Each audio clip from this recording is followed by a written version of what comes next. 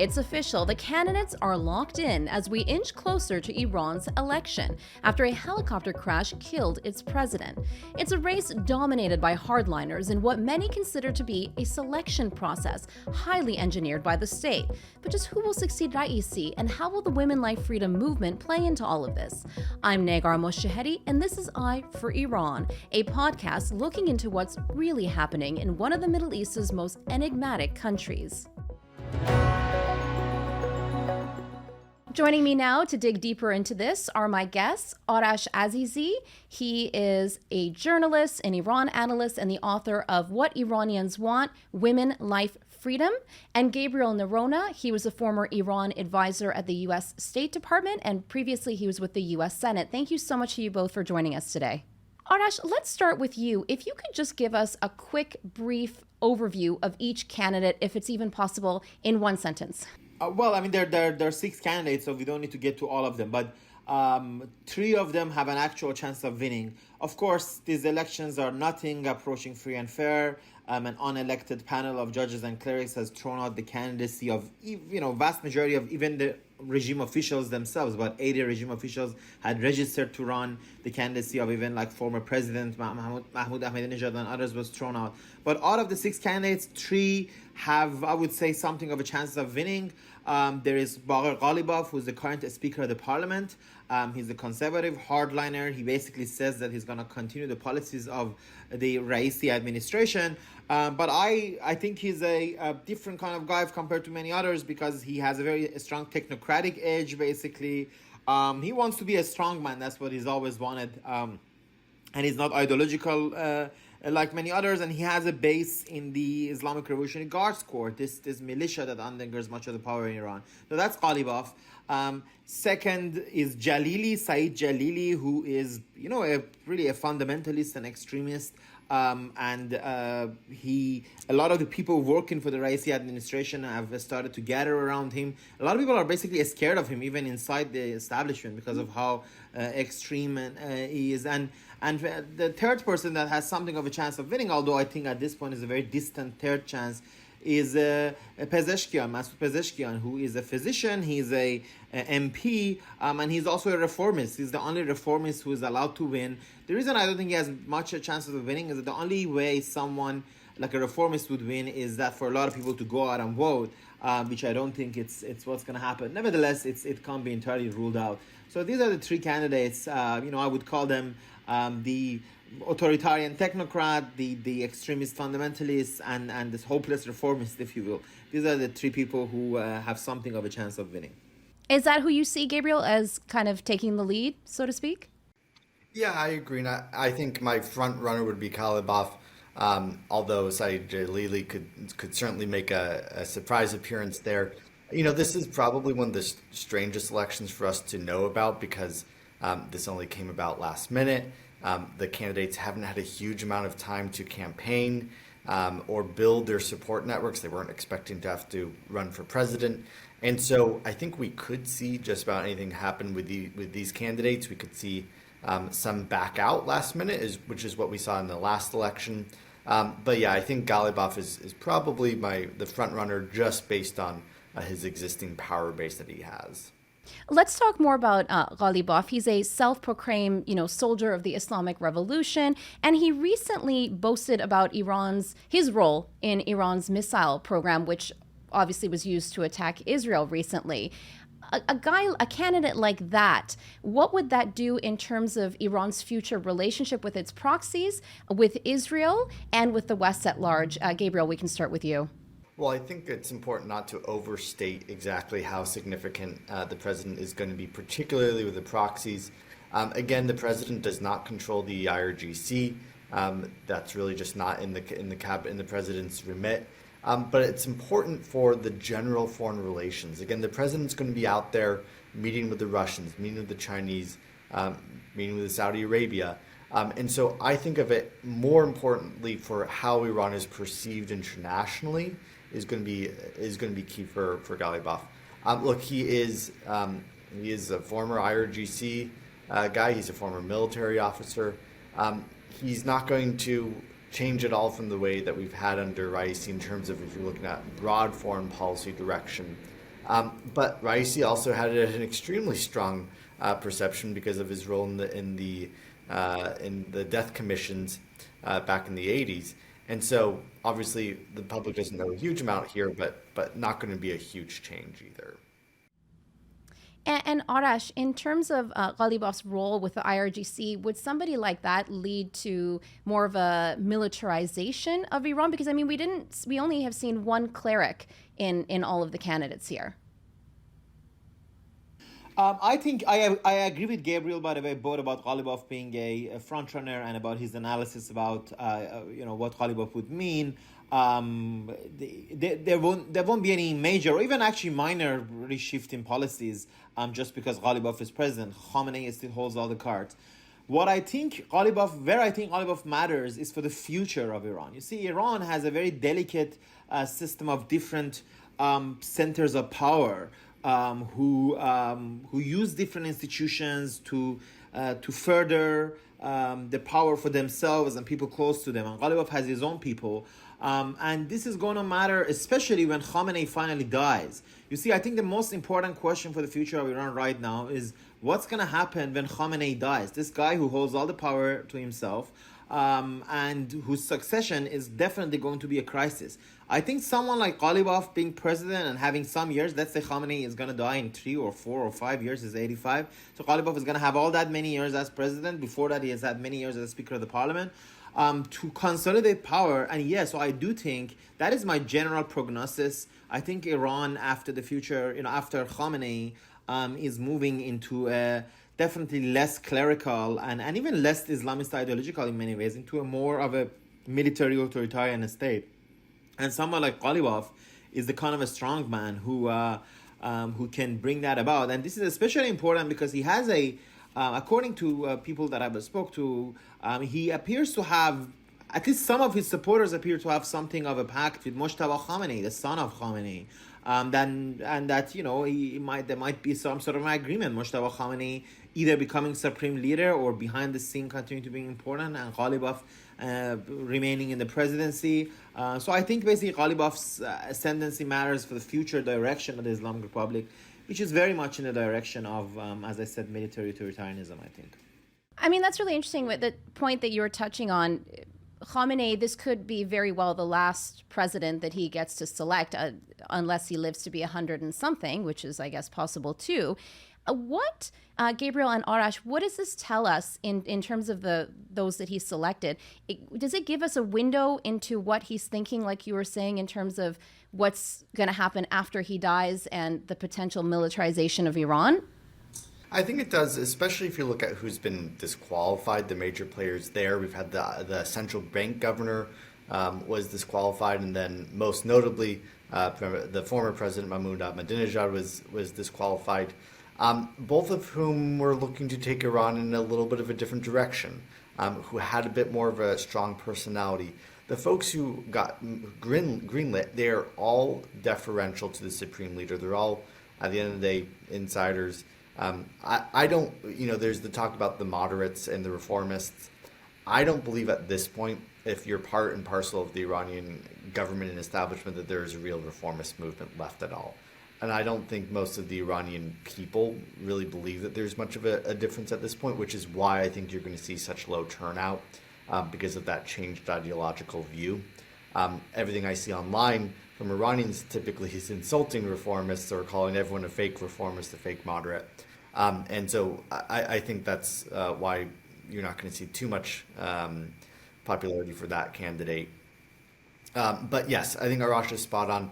This tells us how this is going to play into all the succession drama for Supreme Leader. And I think the president, again, it's probably not going to be a candidate for Supreme Leader, but they're going to be someone who the next Supreme Leader will need to heavily court to make sure that they get the votes in the various bodies that appoint and elect the next Supreme Leader, to make sure that there's some, ideally for the next Supreme Leader, that there's a sense of cohesion, there's a sense of unity among the regime elite about who that person will be. And do you think we're going to see, for lack of a better term, some excitement with this election, this snap election? I think, one thing we saw in the last election was we saw two candidates withdraw. Interested Saeed Jalili, who might be the number two, he's never even won an election. He ran for parliament two or three times back in the 2000s. He got third in 2013, and then he withdrew. I think it was the last election he withdrew from it. So you're going to see some last minute pullouts of the candidates that don't have traction. You might see some endorsements. So at the end of the day, I don't know who's going to be elected. I think a lot of things can change here. Another question is whether the supreme leader will want to put the finger on the on the scale after he sees some of the statements and posturing from these people. And, you touched on Saeed Jalili. Let's talk about him. He's obviously an ultra-conservative hardliner. He was a former chief nuclear negotiator. And some say that he failed at that. A candidate like that, what could he do, Arash and Gabriel, for the future of Iran, given his stance? Jalili, when Jalili was chief nuclear negotiator, everyone hated him, and by everyone I mean everyone in Iran, people even in the Iran establishment, and obviously the Europeans he had to work with. Why did they hate? Everyone hated him.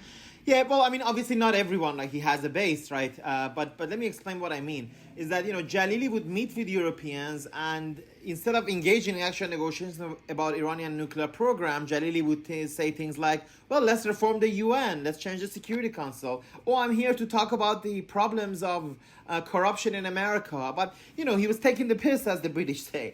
So he was doing that. And of course, that meant Iran went under increasing sanctions. That meant, he wasn't seriously engaging. And why? Why wasn't he engaging or being serious about that? What would be the motivation behind that? Because he belonged to the camp, and he openly says it, that he didn't believe Iran should reach an agreement with the West over its nuclear program. And they benefited, frankly, from being from Iran becoming more like North Korea. Effectively, they benefited. They wanted Iran more sanctioned, more isolated. Karim Sajapur has this great line that, Khamenei wants Iran to be something between Dubai and North Korea. So different factions are, some closer to Dubai, some closer to North Korea. Someone like Jalili would be closer to North Korea. And, and that's why I think Khamenei doesn't want him to become president, by the way, because, he's not as stupid, and he knows that something like that can be very dangerous. He's also and it's hard to think more hardliner than Raisi in some sense, but people around Jalili are even more. Raisi was a yes man, right? So he was sort of an empty suit. He, of course, a gruesome past as a hanging judge, but he would do whatever Khamenei and his camp told him. But I think that also created the problem because he could also then be a pushover for others. But Jalili has a bit of a more character of his own, and it is people close to him can be also very dangerous. They can be extremist in domestic policies. They can be even more suppressing of women and dissidents and others. So this is the kind of character that Jalili is. And I don't think he's Khamenei's first choice either, frankly. And I think, because to answer to your earlier question about what does Khamenei want, my theory is that he really had a hard time, basically. He doesn't have an easy candidate for president because each of them have a problem. Ghalibaf's problem is that he's a technocrat, as I said. He's not a seriously devout Islamist. He's a power-hungry military guy who would want power at any cost. And this is not good for Khamenei in terms that, when the ultimate succession time comes, he's not the kind of guy you want in charge because he won't preserve the Islamic Republic the way you want it. But Jalili is, as I said, too extremist, too fundamentalist, which would risk further public outrage and would risk sort of the normal functioning of the state. So I think Khamenei had a very tough time. And if I want to be even provocative, I would say in some ways someone like Pezeshkian might be best for Khamenei from some ways, because he's a reformist, but he has shown to be very loyal to Khamenei in many ways. He keeps sort of praising him. But of course that would present other problems for Khamenei. But so, I think Ghalibaf is the sort of front runner. and that's sort of presumed candidate to win. But I don't think Khamenei is happy about that either. I think he just didn't have an easy candidate to put in the presidency. And we should remember that Khamenei has clashed with every single president he has ever worked with, right? Every single one of them, he has clashed very measurably, like not minor clashes. They're all persona non grata. President Ahmadinejad was disqualified to run. President Rouhani was earlier this year disqualified to run from Assembly of Experts. President Khatami was, of course, his picture was banned for many years of being shown.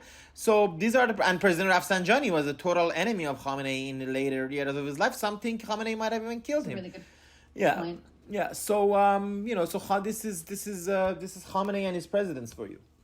Gabriel, just wanted to get your reaction to that. Arash said a lot of things. He said that some people believe that Khamenei may have even killed Rafsanjani. What are your thoughts on that? And in terms of what's happening today, do you agree with Arash that Khamenei doesn't want Jalili to become the president? If that's the case, why is he even being allowed to run?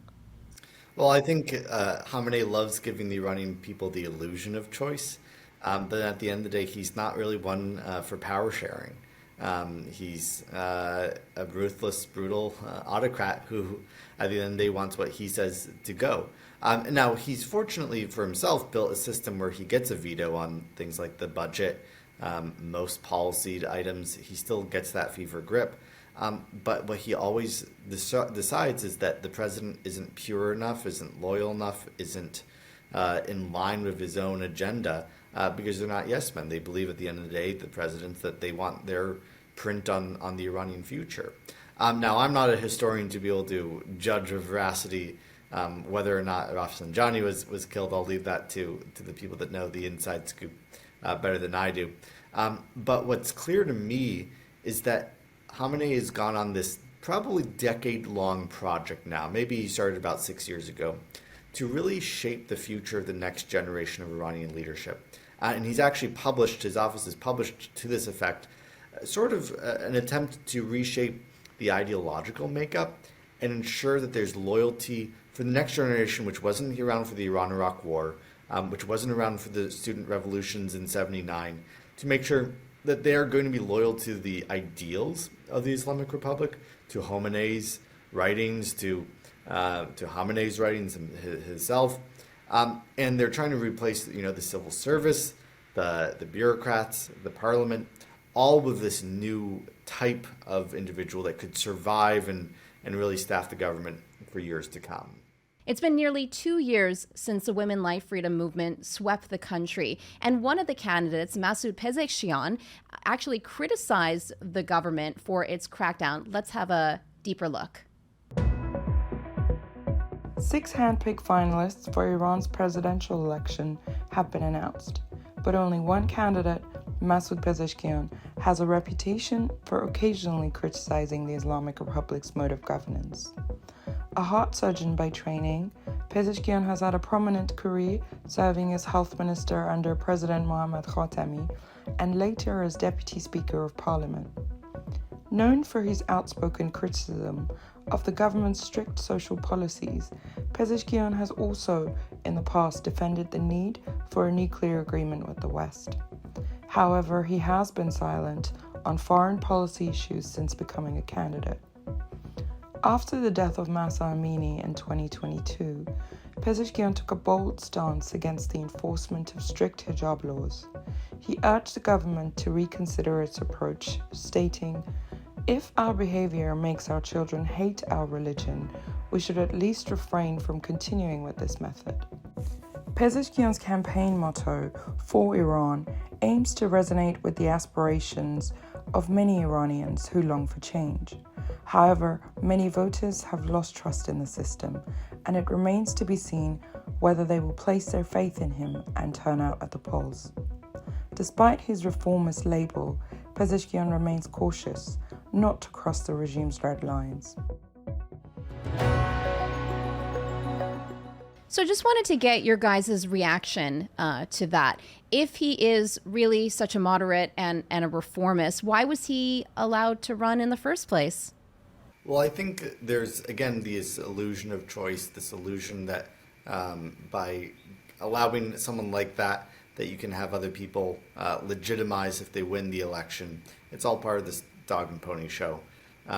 Look, if Khamenei thought that an actual reformist could get in, he wouldn't and win the election. He wouldn't have put him on the ballot, and the Guardian Council wouldn't have put them on the ballot. If by some miracle he ends up winning, you can have me back on the show, and I will apologize for my oversight. Until that happens, I think please do. But until that happens, I think again it's show, and I think the Iranian people who used to maybe 10 years ago believe in reformists or moderates, I think they're going to boycott this election because they kind of see through that ruse. Again, if I'm wrong, I'd be very interested to analyze why I'm wrong. Could that be part of it, though, Gabriel? Could that be part of it, that notion of reform, like you said, for so many people is dead, especially since the death of Masajina Amini? Could his candidacy and being put there on the ballot be just a means for people not to go out there and vote? Is that a potential so that Khamenei can put whoever he wants, or what do you think? I think this is about one number, and it's the turnout number. The regime is sensitive about the fact that the turnout for presidential elections has been plummeting over the last couple decades. And if you want to show legitimacy in your election, you have to either have free and fair elections, or at least a non-deniable turnout number. When you said that you had 99% turnout and that 98% of them all voted for one candidate, no one believes it. When you actually say, hey, we only had 40% turnout, but they voted this way, people sort of say, okay, well, you probably wouldn't lie about having 40% turnout because that's pretty embarrassing. So again, it's this, how do you create the semblance of legitimacy even while you're trying to rig the outcome? And I think that's that's my theory of why you have this candidate on the deck in the first place. What do you think, Arash? What do you make of that? I don't think it's all set sort of beforehand, if that's sort of implication. I mean, I think Khamenei has to balance out between real different centers of power. And yes, he holds most of the power, but he has to balance out between them. So to answer your question, also, he can't just simply not qualified, not let someone like Jalili run, for example, because that's a very important part of his base. But he also is not sort of his preferred candidate, and that's how he's played his hand historically. The presidency is useful to him because it's kind of a buffer in some sense. Although he has actually toyed with the idea of getting rid of it as well. About 10 years ago, he said in a speech that maybe we should have a prime ministerial system instead, so that we wouldn't there wouldn't be a directly elected head of government, and that there would be a prime minister coming out of parliament that would have a much more diminished system. It would be more like, let's say, somewhere like Egypt, where the prime ministers serve much more clearly at the whim of the president. In this case, it would be the supreme leader. So it would be easier. So in terms of why he allowed Pezeshkian to run, look, I think from his thinking, I think he calculated that Pezeshkian runs, he gets a bit more buy-in from the reformists themselves. Like, reformists exist, right? So about, whether they're fake or not, I mean, they exist, as in there's a political faction, capital R reformists, like they call themselves reformists, so Islah Talab, and they exist, and they are, they include thousands of political activists, former statesmen. Yes, I agree that they have lost popular support. People don't support them because if they're, for any reason, for a very basic reason, that they failed to deliver on the promises to bring about any actual reforms, right? So, but if with Pezeshkian was actually picked by the reformists, right, Iranian Reformist Front, as one of the candidates. So they have to support him now. They can't say we're going to sit out this election. They did. Reformists boycotted, by the way, the last parliamentary elections earlier this year. They also boycotted they basically boycotted the parliamentary election of 2020. They took part in certain provinces, but in like majority of Iranian provinces, they boycotted it. So this time around, they'll have to vote. And so I think the calculation of Khamenei was that let Pezeshkian run. First, you will get some buy-in from the reformists. You expand the base a little bit. Second, the number would go up. The turnout number would go up, but not so much that Pezeshkian could actually win. And I would say even the third chance, if it's a distant chance that that Pezeshkian could win, he's still very much a loyal to the supreme leader candidate in many ways, right? So he doesn't really threaten Khamenei in that way. But yeah, I think he has a very little chance of winning. Of course, unless things change, right? There are presidential. So he had his first televised interview, and he was terrible by admission of most of his supporters. He basically said, we don't need to new policies, we just need to be better implement the policies of the supreme leader, and why would anyone want to go out and vote for such a guy? But look, elections are dynamic. If he goes to televised debates and he starts saying things that people like to hear, they might go out and vote. I don't see it as impossibility, but I see it as quite unlikely. He'd need to do something really drastic to get people to vote in any serious numbers, and he definitely has not given us a single sign that he's going to do that. But I don't regard it as impossible either. And Arash, would you think that someone like Pezeshkian could change the day-to-day life of just regular Iranian people? I noticed a tweet that you put out on social media from Maziar Bahari. If you wanted to explain that, and then Gabriel, we can get you to react right after. About whether he can change the daily lives of Iranians, sure he can, in a small ways at the very least. Because let's say the president doesn't have a lot of power. Let's say he has 10 to 15% of power in Iran, but 10 to 15% is still 10 to 15%. One obvious, when I used to be a writer in Iran, the obvious change was, when you got a president like that, what kind of books got approved changed when the culture minister changed, right? So these are very small changes, but obviously, there are changes. But for major things, I believe Rouhani was very different than Raisi, and people supported Rouhani, they voted for him. But most importantly, actually, it wasn't just the support of people for Rouhani, was the fact that, was the fact that the supreme leader and Khamenei supported him and went on a policy of engaging with the West, and that brought certain obvious changes in Iran at the point. So the answer to the question is yes, Pezeshkian, if by some fluke chance he would become president, yes, there would be definitely changes in Iran. There would be a big psychological change also for reformers to come. There would be some changes. And much more importantly, though, as I said, it's not just about what he can do as president. The structures of power with these different factions in Iran, the ultra hardliners, the hardliners, the technocratic hardliners, and the reformists. When the configuration of power between them changes, there are changes in Iran. But I consider that quite unlikely, as I said, for someone like Pezeshkian to win for the reasons. And can you talk about Maziar Bahari's tweet and why you think then it got so much criticism? Can you explain that? Well, Maziar can't speak for what he's on tweet, but I'm happy to have shared it. Maziar was pointing out to the fact that some people might support Pezeshkian because he's not corrupt, unlike others. He's not known to be personally corrupt. I know at least one person who is voting for him for the very reason Pezeshkian, for the very reason Maziar had mentioned in that tweet, which was that he's known as a single father who grew up, who sort of raised his kids himself, and when their mother died quite a while back, and even when the mother was alive, is known to sort of help in housework according to his kids. So some people might be sympathetic for that. As I said, I know at least one person that cares for, and there are also other reasons, of course, that he could have some support. But I think, now that you mentioned it, another point about Maziar's tweet is that, look, people will decide how to act in an election or not. If they decide to vote for Pezeshkian, this doesn't mean that they are approving of everything the Islamic Republic stands for. It doesn't mean that they're sharing the crimes. It doesn't mean anything like that. And of course, there's a very toxic trend of debate and political conversation between Iranians in the last few years, and it's toxic between everybody. It's not like it's just toxic between those who vote or those who don't. The most toxic, ugly attacks I've ever seen are between different opponents of the regime between each other, actually. So I think it's important not to have that about the elections as well. I'm not planning to vote. Maziar is not planning to vote either. And I just told you why I don't think most people would vote either. But of course, I don't consider people who vote to be somehow, bad people or, as I said, shared in the crimes of the Islamic Republic or things like that. And I think those kind of tactics are really not helpful. And they're also, nobody is going to change their mind because you just call them names anyways. Yeah, I think it's important to remember that. And the fact that some people will preemptively attack Maziar, who as a journalist shared some facts about Pezeshkian, shows that that tradition of ugly discourse continues, and it's not helpful.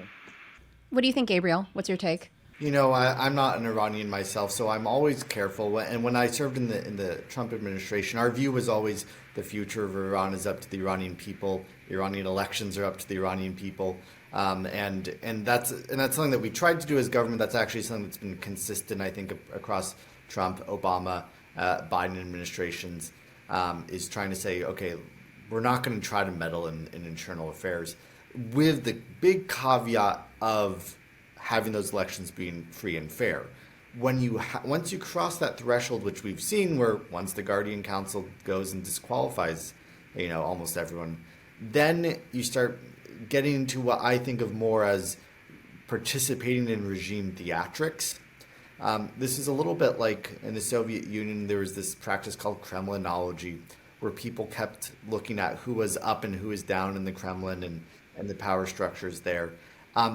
There's a point to which I sort of see a lot of the resemblances there, and my personal view is, if I were an Iranian, I wouldn't vote in it. I wouldn't participate in the regime and grant it legitimacy, mostly for the reason that they want to tout participation numbers. They want to continue to have people participate in their rituals to grant them legitimacy. And so, again, my personal view, if I were Iranian, is I would say, no, I don't want to grant this government what it seeks so desperately, which is the participation of citizens in its sham political processes. That's a very interesting point. And just to wrap up, my last question here is about talking about the people who weren't allowed to run, for example, Larijani.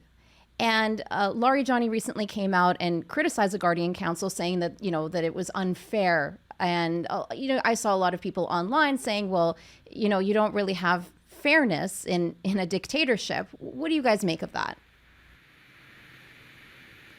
Well, he's certainly right. It's a little surprising that he's just realizing this now, in a system that he was part and parcel of for so long, and helped establish and perpetuate. So I can't really say I have a whole lot of sympathy for him, or for any of the others who are facing this. What I would say is, a system that is designed to keep and maintain power, and is about bending to the will of one man, will always and forever be just that. And if you aren't willing to kowtow to that person, you're not going to be in power. And so, again, they're complaining about a system that they've perpetuated. So they should have learned a different way, or a different vocation, if they didn't like this. What is your take, Arash, on that? Yeah, I mean, of course, Larijani being kicked out of not allowed to compete in a regime that he helped found, and he didn't just help found. Larijani brothers were key clerical family whose his brother's main job was denying Iran's atrocities at the UN. Iran had a dedicated position to that. Actually, Ali Bagheri Kani, the current acting foreign minister, used to be that, and Larijani's brother, his other brother, is of course head of the Expediency Council, and for many years was head of the judiciary, and we know what kind of judiciary the Iranian regime has. So yeah, like Gabriel, I don't have much sympathy for them. I would say this though, that's actually interesting, because the kind of debates Iranians have about politics, of course we should have, what we should aim for, as those of us who support democracy and are for democracy, is that we should aim for free and fair elections. And the reason these guys don't allow free and fair elections is that because they know they're not popular and they know they would lose. It's as simple as that, and we should never forget that. If people could elect whomever they want, we'd see nothing like the people looking like either Khamenei or Larijani or even Pezeshkian. We would have a very different source of people in charge. But I would say that Iran is a conundrum. Yes, there are not free and fair elections, right? Obviously, they're not free and fair. They're not even they don't even have 30% free and fair. Turkish elections compared to Iran, for example, are like the most free in the world, right? So just to give you an example, right? But nevertheless, they are political events. The difference is you would not have had a podcast about, you didn't have a podcast about the elections in North Korea or Cuba, because their elections are meaningless. And these elections are not free and fair, but they sometimes reflect a basically elite jockeying for power, limited to the Islamic Republic elites, are reflected through these elections. So, which is what makes the Islamic Republic a sort of a beast of its own. And I think when people do participate, and we have to remember, Iranians have voted, majority of Iranians have voted in most presidential elections except for the last one in 2021. And the reason they did so, the reason they voted for Rouhani or voted for Khatami is not that they considered this guy the best, is that they believe that this was a political tactic they could have in their longest struggle for democracy. And Gabriel, what are your thoughts on that? And is Khamenei sending a message here in terms of the people he didn't allow, or the Guardian Council didn't allow to run here? Well, he certainly is trying to send the message. Maybe it's that the old guard is no longer welcome. Not to say that some of the candidates he did allow are not old guard; they are. But this is, again, I think, in my view, trying to eliminate independent power structures. Folks who have their own power structure, who have their own cult of personality, in a sense. It wasn't a surprise to me that Ahmadinejad got ousted, because people, they're not everyone, but there's enough people in Iran who actually like him, who could actually say, hey, this is someone who we'd rather have running the whole show than Khamenei. And again, eliminating threats. That being said, I think it's important not to discount. Not everything is just the will of Khamenei himself. You do have individual power players on the Guardian Council with their own strong views, their own strong discrimination, their histories with all these politicians, their gripes, their feels times they were slighted by someone.